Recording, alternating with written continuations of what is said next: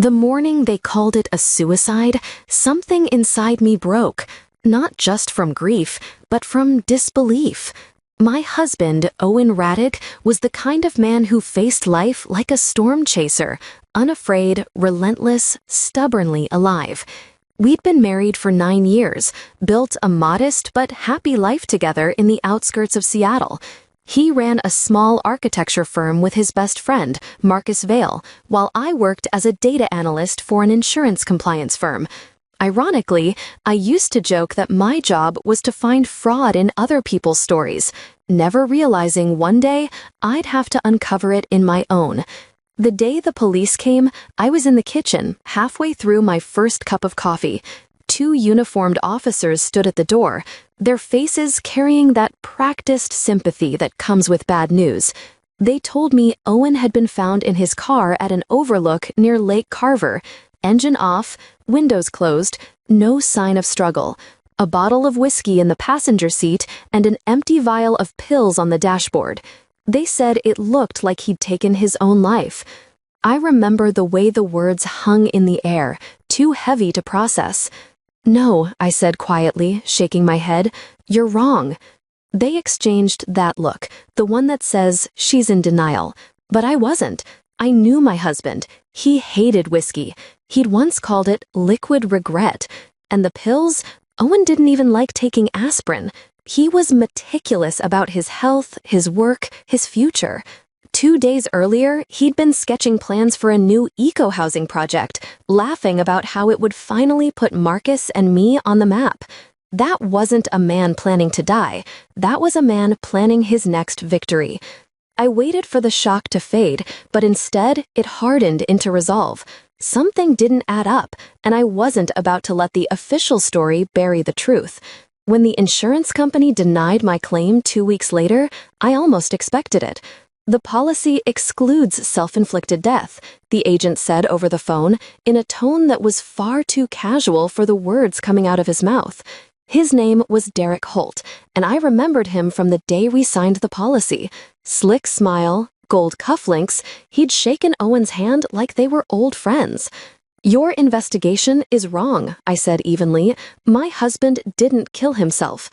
"I understand how hard this must be, Mrs. Raddick," Derek replied smoothly, "but we have the coroner's report, toxicology, and a signed note."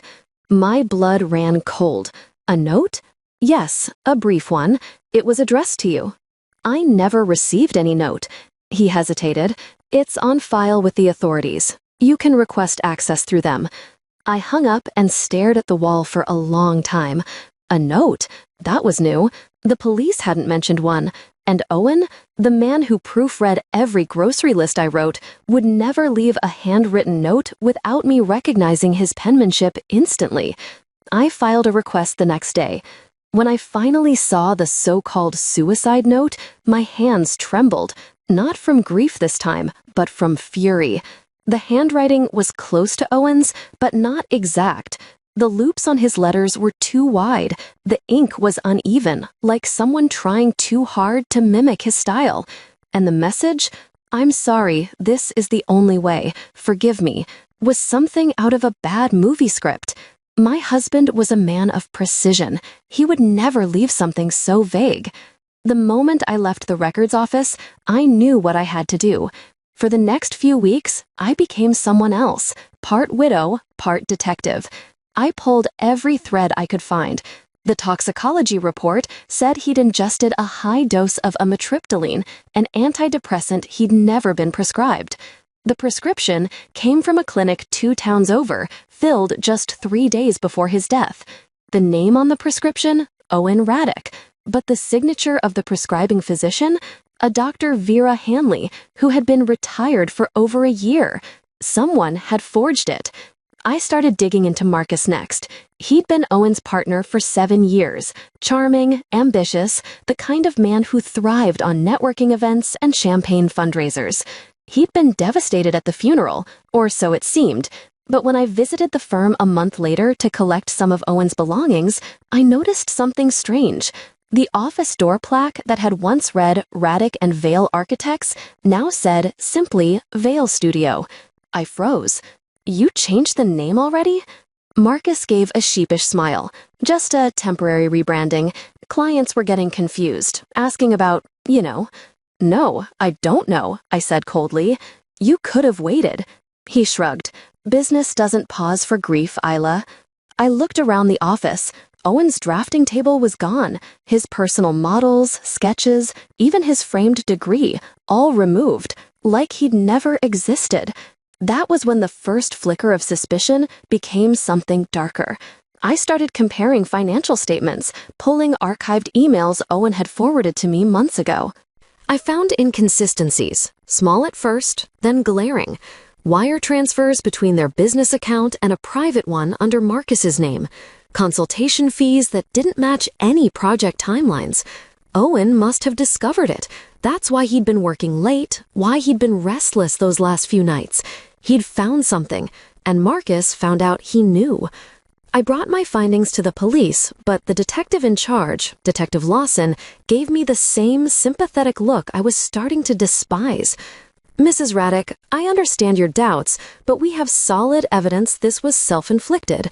The toxicology, the note, the forged note, I interrupted. The fake prescription. A doctor who's been retired for a year signed off on it. He paused, pen hovering. That's a serious claim. Do you have proof?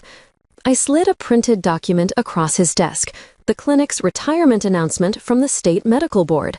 She moved to Arizona last spring. There's no way she wrote that prescription. He frowned. I'll look into it. But I could tell from his tone that look into it meant file it away. So I decided to dig deeper myself. Late one night, I broke into Owen's archived email server. He'd once shown me the credentials in case of emergencies. Inside, I found a thread of messages between Owen and Marcus from 2 weeks before his death. The last one, sent from Owen's account, read, "We need to talk about the missing funds. If you don't come clean, I will." But there was one problem. The timestamp was from 11:42 p.m., the night Owen supposedly died. The system log showed that the email had been sent from an IP address located near Marcus's home. I printed everything, the emails, the metadata, the transfer records, and laid them out across my dining table. Every piece pointed to the same conclusion. Marcus had motive, access, and opportunity. But he wasn't alone. The fake prescription, the false report, those required someone on the inside.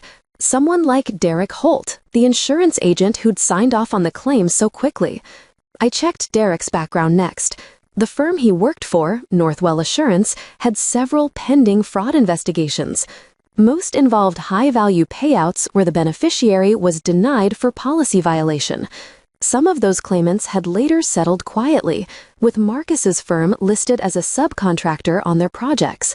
The pattern was clear. Derek and Marcus were running a scheme.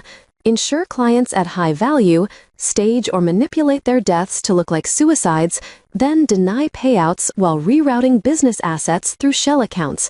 I was never supposed to find out. The next morning, I called Marcus.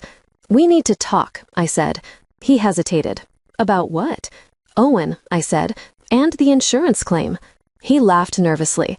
"Isla, I told you, that's between you and the insurer. I'm not involved." "Then meet me. Tomorrow, 10 a.m. at the office. Just to clear the air."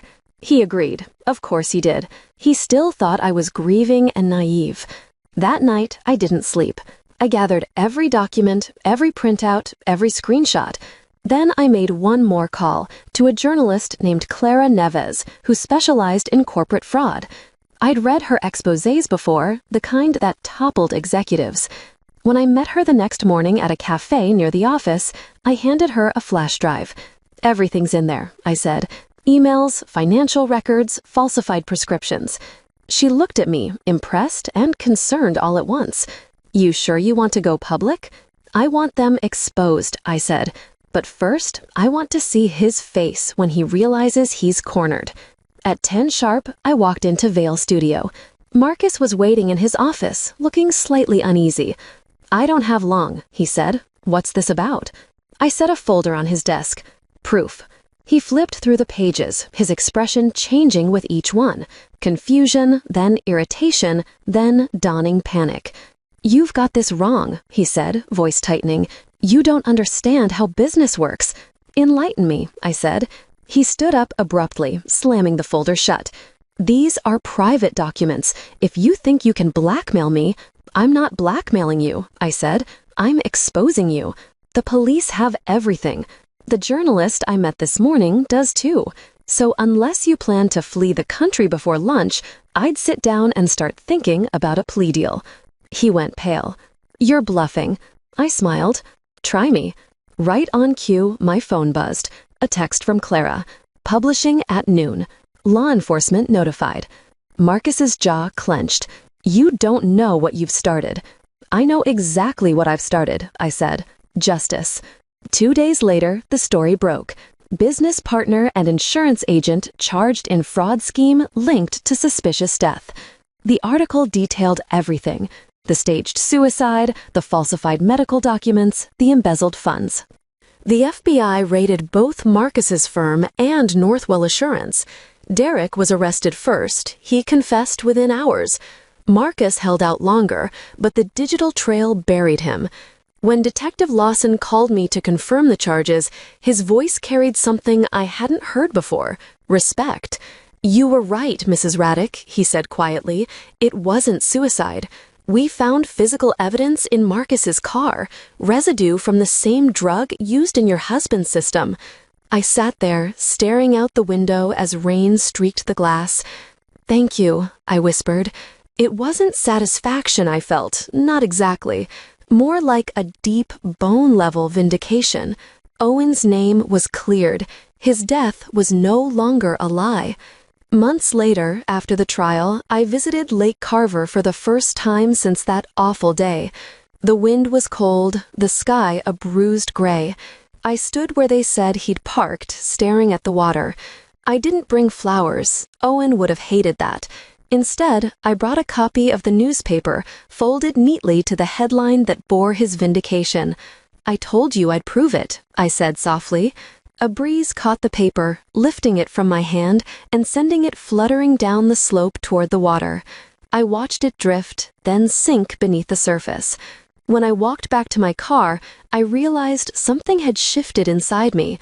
The grease hadn't vanished, but it had changed shape, from something that crushed me to something that carried me forward. Owen once told me that truth has a way of surviving even the best lies.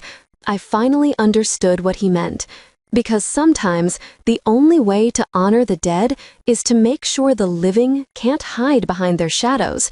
And in the end, that's exactly what I did. You've just stepped into her revenge side, where every wound finds its justice, and every silence ends with truth. If her story struck a chord, make sure to like, share, and subscribe. Your support keeps these stories alive. Another secret waits in the next video. See how her revenge begins.